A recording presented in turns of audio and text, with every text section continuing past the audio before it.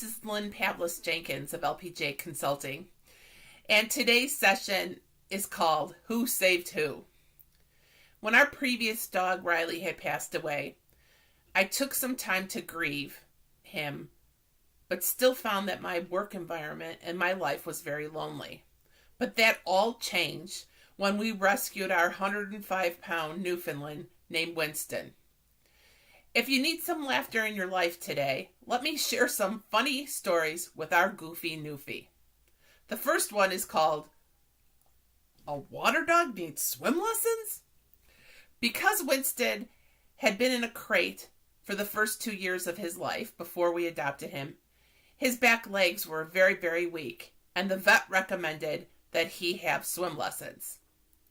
It was a joy and a delight to watch as we brought him into Lake Goshorn, and he played around, splashed, and was fascinated by how he could have such a big water bowl in the area. It took many weeks for him to get comfortable in the water.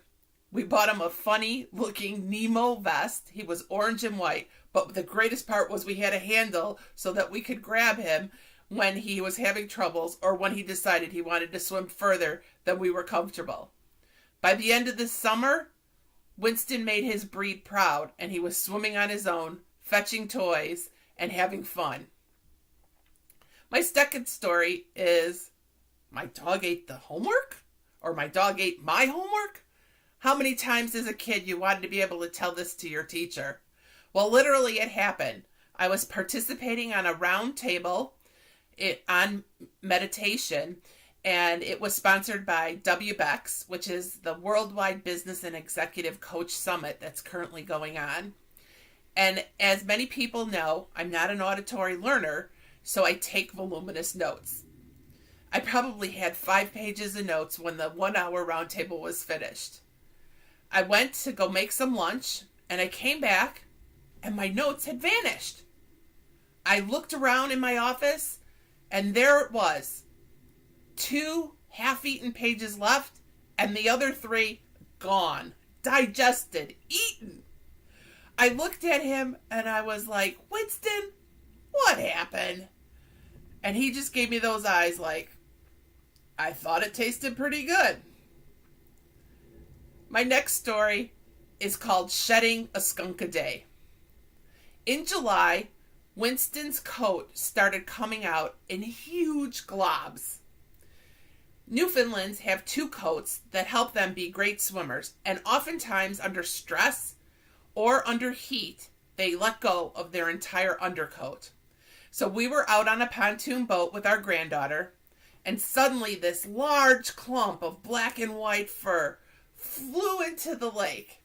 And my granddaughter busted up laughing. She goes, Grandma Lynn, it looks like a skunk has just left the boat. Needless to say, we had many skunk piles over the next couple weeks until that undercoat was gone. My final story is titled, Pay Attention to Me. Whenever my husband and I are watching a movie or reading a book and not full on with our attention on Winston, he goes to his toy box and picks out his squeakiest, loudest toy. It's usually a green duck, and what he does is he throws it around, stomps on it, and it continues to squeak and squeak and squeak until you either take it away from him or you play fetch and catch. If that doesn't work, he picks out this big plastic ball, rolls it around on the hardwood floors, hits it into the walls, and decides to play a little dog soccer. He really just wants to be part of the pack. He loves a scratch on the head, scratch behind the ears, a belly rub, whatever he can do to be part of our pack. And I'm so glad that he has come into our lives. It has changed my spirits, definitely brightened them. Sometimes I just look in utter disbelief. I can't believe what he's doing next. But it's a joy in my life to have Winston. And right now, I'm trying to decide, should he be my director of security? Or should he be community outreach director? I'd love to hear what you would think. Please give me an email at Lynn, Lynn, at lpjconsulting.com.